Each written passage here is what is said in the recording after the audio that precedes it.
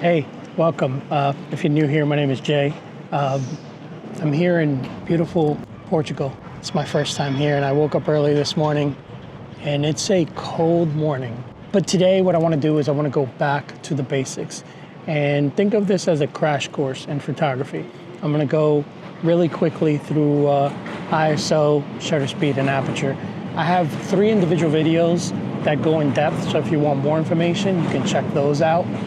But right now, I think I'm gonna go get some coffee, a pastel de nada, and walk around the city a little bit and get into our first camera setting. Let's do it.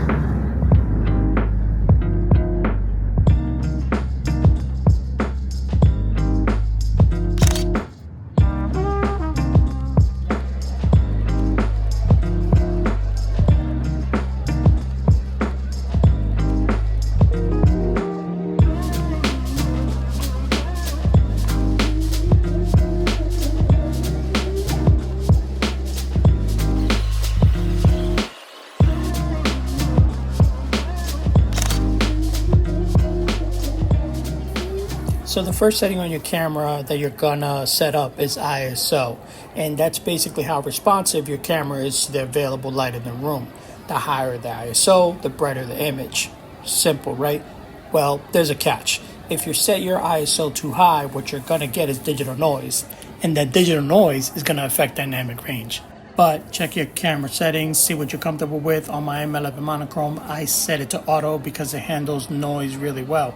But remember, the first thing you set in your camera is ISO. With that in mind, let's get into our next settings.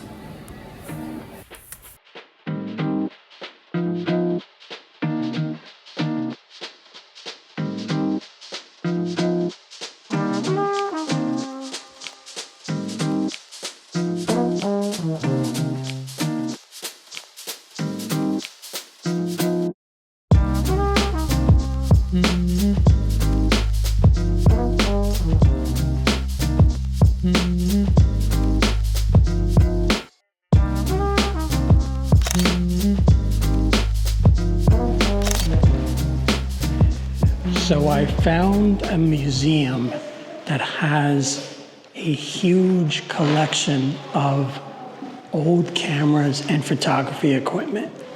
And it starts at the very beginning with the photochemical process. And it pretty much archives the start of photography from the very beginning. So I thought it'd be fitting to talk about our next camera setting.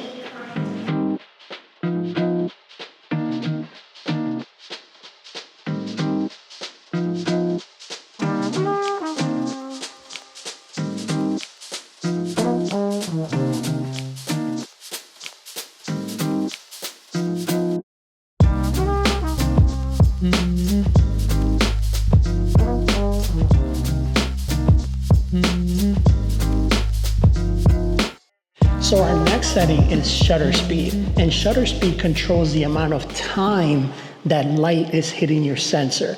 A fast shutter speed will also control the motion in your camera.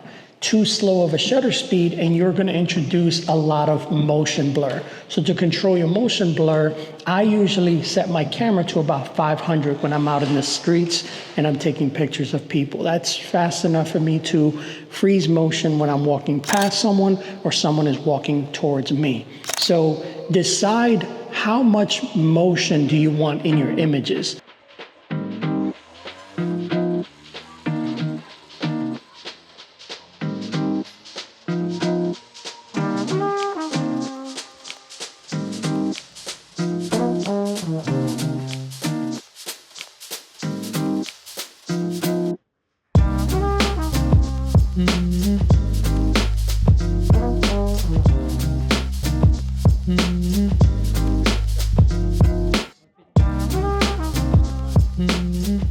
Really cool. But finally, we have Aperture. Think of Aperture as the eye on the camera. It's located on the lens and on the back dials. But adjusting it will allow more light. So if you open it up, it'll allow more light to hit the sensor. If you close it down, it will allow less light.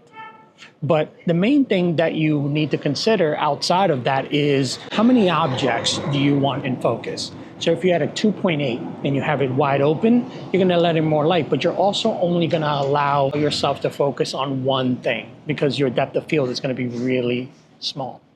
Now, if you want more things in focus, you're going to want to close the aperture. Typically, when I'm out in the streets, I like to have a lot of things in focus. So I'm at a 5, 6, sometimes 8, sometimes 11. I kind of go back and forth between those depending on the lighting. But basically, that's what you want to consider when you are setting your aperture, which is the last thing that I personally set. So this pretty much concludes our crash course in exposure. I hope you guys enjoyed it. I'll see you guys on the next one.